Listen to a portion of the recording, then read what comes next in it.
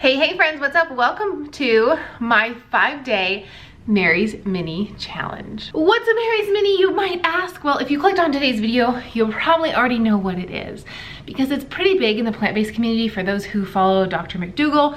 I am not like a cult follower of his. I like a lot of the things that he says and does, and I implement them into my own diet and lifestyle, but I'm not someone who is completely 100% oil-free. With that being said, I do like to utilize a Mary's Mini every so often, especially coming off a big holiday.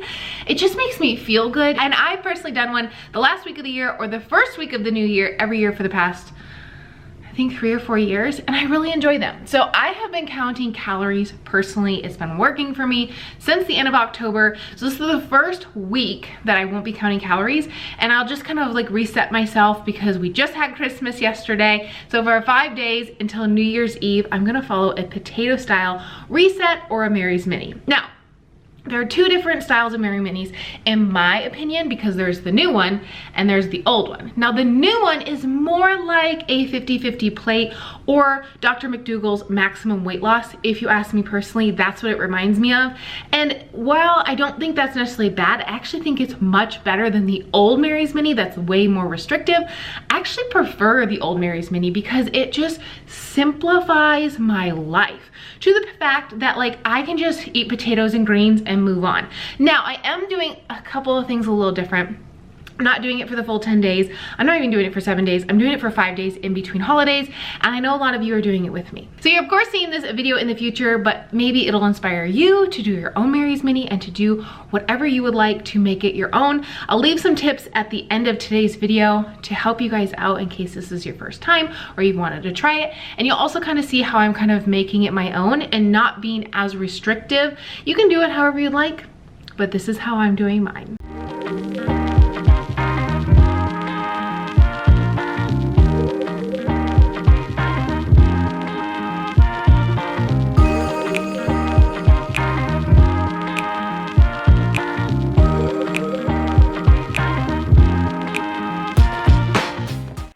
Hey, so part of meal prep, I gotta get these potatoes scrubbed, washed. So this day I decided to start with 10 pounds of russets.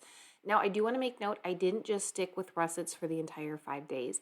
I did russets, Hannah, Yukon, traditional sweet potatoes, and the Japanese sweet potatoes from Trader Joe's. But this day, I decided to meal prep for 3 days, but on hand, I had enough potatoes in case I was hungry and I needed more. This was pretty a good set point for me, 10 pounds for 3 days. And then I'll just take you through the next 2 days thereafter. So this was Christmas Day. I decided to set myself up knowing, for me personally, when I do this type of challenge, I like to have meals ready and prepared, whether I eat these in the first 3 days or just have things on hand for when things get busy and I can make my own dinners. But what I ended up doing is what you see that I prepped, I ate for the first 3 days. And I had a lot more vegetables that I did not share with you. I had a lot of romaine that I did a lot of salads with the roasted potatoes you'll see here in a little bit. And I had a ton of green beans, and I also had broccoli and cauliflower that I did not roast this day. I kind of just set my timer for an hour and see what I could get done in the kitchen. And I got quite a bit done. So on the meal plan for the first 3 days, hash browns, which if you guys have a much better way to make homemade hash browns, let me know. That's what I'm peeling these potatoes for.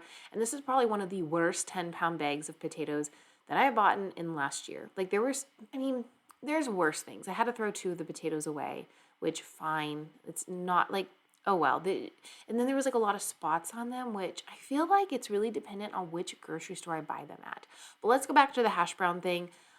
I didn't have an issue like peeling or making hash browns. It was just like the method that I was trying to use. I was using a nonstick pan. I don't even think I got a clip of the final hash browns. Maybe I put too many in the pan. I'm thinking next time when I do it, I might do a baked hash brown like on a sheet pan. I've done that before with frozen hash browns, but I wanted to make my own. My sister does them with a little bit of, what'd she say? She does like a little bit of oil and I think cornstarch or flour, but I didn't add that in. So if you guys have a really great homemade recipe that's just potatoes and maybe seasoning, let me know in the comments below. Help me out. But this is what I started with. Hash browns. I was super impressed. I've never actually made homemade hash browns. I always just buy them frozen. And then I decided to put onion and green peppers in a pan. I heated the pan up super, super hot. They were frozen. It was a frozen onion. If you've seen me do this onion hack, then you know what I'm talking about. But I take onions, put them in a food processor, and then put them in a Ziploc bag, and then section them off. So when I want to cook with them, they basically just have to like thaw and we're good. So on top of that, I put my hash browns. I cooked it at like medium low heat for like 12-ish minutes and then flipped it. But they were just like really soggy. And then they took a really long time, and I'm so sorry I didn't get a final clip of them. They were like okay. I just seasoned them with salt. We'll talk about that here in a minute. At the end, I'm going to give you my tips and kind of what I do in a Mary's Mini. I might get unique for myself because we're all different people. But again, if you have some helpful hits for homemade hash browns, I'd love to hear in a comment below. Okay, so moving on. I thought I had parchment paper. That's my favorite way to cook things in the stove.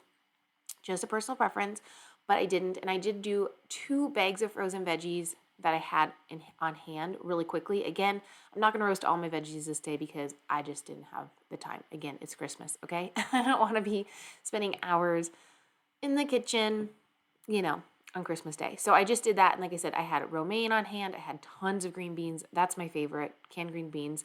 You either love or hate them. I love them. It's what I grew up on. And then I had broccoli and cauliflower. And those are really quick and easy to roast. I can just throw those in the oven really quick before lunch, before dinner, before breakfast, and we're good to go. So I'm slicing up these potatoes here. As you can see, I feel like there was a lot of bad spots on these potatoes. I removed a lot of, like, what are they called? Little, I don't know, just like bad parts of the potato. But I went ahead and roasted these in the oven, 425 degrees for about 25 minutes. They came out chef's kiss, perfection. I love a good home style roasted potato. Look how beautiful these are. So they always roast better for me on aluminum foil just because they have that reflection of the heat.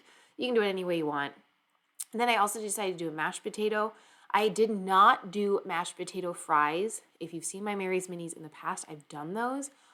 Oh my gosh, they're so good. So you take your mashed potatoes, you put them in the refrigerator in a, I like to do a plastic dish just because it comes out quicker.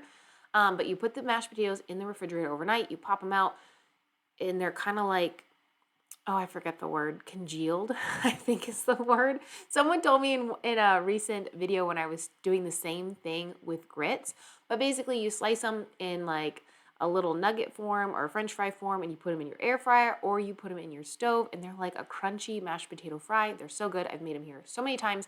I will actually link my potato playlist down below and you'll see a bunch of different recipes if you want to try some of those out too. Mashed potato wise, I don't know why I grabbed 2 forks. I was like, you'll see here in a second, I don't know if I was expecting someone to come along and help me mash these potatoes or if I was thinking I was going to do it with 2 hands. I don't know. I don't know what I was thinking there. But I like my mashed potatoes to be a little bit overcooked when I make them, so that way I can just smash them with a fork. It's just super easy. They're a little bit chunky. I added some salt and some Green Goddess dressing. Seasoning, it's just from Trader Joe's. It's like parsley and onion, garlic. I don't know. It's a bunch of seasonings. I don't even know if it's still there because, as you know, Trader Joe's is like, it's here one day, it's gone the next. You never see it again. Tell me down below what's your favorite thing from Trader Joe's, and is it still there? Okay, I'd love to hear. Mine is the Japanese sweet potatoes, and they seem to still carry those. Maybe it's because it's not like a specialty product. But anyways, I just had regular mashed potatoes this day, and I'm kind of, like I said, bulk meal prepping. It just worked well for me this day because then I could just, set myself up on the right foot starting the next day. So here's for the first 3 days. You didn't see the hash browns. Again, I have more veggies, potatoes, and veggies. So let's start on with day number 3. No, 4 actually. Just kidding, because that was the first 3 days. This is day number 4. This is breakfast. Yukon potatoes, again, roasted with some broccoli. And this is a 16-ounce bag of broccoli, but it roasts down to nothing. And I like my frozen broccoli to be super roasted and black. I don't like it steamed. I don't like it any other way. Okay. For the morning, I put a bunch of baked potatoes in. I did 2 regular sweet potatoes, and then I think I did 3 or 4 of the Japanese sweet potatoes. Okay, it's 3. They kind of look like beets here. Did them with green beans. So good. And this is actually the only 3 meals I had this day. I get a little potato fatigued, I always notice on day 4. Again, I've done many of these. I'll tell you about it here in a little bit. The longest Mary's Mini I've done is 11 days. And that one I did with all russets. So I just get a little potato fatigued where I'm like, this isn't, like, it sounds good. I'm still hungry for it, but that's when I kind of switched up a little bit and do more of like the potato reset versus just sticking to one starch when it comes to like a singular starch. So this Auntie Nono's Firecracker Sea Salt, it's my husband and I's favorite. It's very spicy. Love it. I did cauliflower florets and broccoli florets. I had on hand. I just buy whatever I can find. It seems like Trader Joe's, Albertsons, Smith's. Those are the 3 places I shop. Roasted them again in the oven. I like frozen vegetables roasted. 425, about 20 minutes, and they usually get nice and crispy. You can leave them in there longer if you want. I think they're better on parchment paper. And then I did all 5 pounds of potatoes, roasted them up on a big sheet pan, and then I ate most of them with the broccoli and the cauliflower this day, but at night I decided to go ahead and make myself a salad. So I did season everything. I know traditionally you're supposed to be like, no sauces, no seasonings, everything's very bland because you're completely resetting your taste buds, but I do just eat a regular plant-based diet. I don't eat all whole food plant-based. I've been counting calories the last couple months, so I've had like yogurts and specialty foods and things like that. So here's dinner for this evening. I just did a big head of romaine, which I did have quite a few salads in the first couple of days. I just didn't share them all. And then my husband had a guacamole packet. Guacamole, aka avocado, aka that kind of stuff, it's hit or miss for me. If I have too much of it, my tummy hurts. I can have the Green Goddess dressing from Trader Joe's, I think, because there's not a lot of avocado in it. It's more like, because it's like very low in fat, so it probably has very little avocado. But I decided to have an avocado pack this day for a dressing because I didn't have anything else, and it was super good. Just chopped up the romaine, had the potatoes on the top, and added some guacamole, and it was like so good. Actually watching this footage right now, I want to go downstairs and make this salad. Even though, it's the 5 days is over, I think this sounds really good.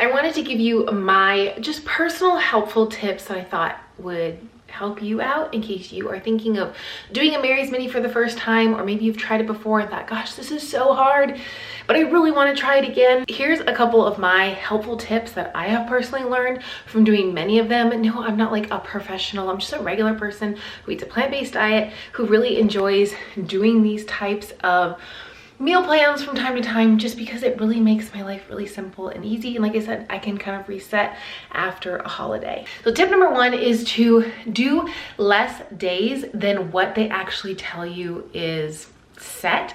A lot of times they say 7 to 10 days for a potato reset or a Mary's Mini. I would actually start with 2 to 3. And then if you feel really good after you've done 2, do a 3rd. If you feel awesome after doing 3, do a 4th.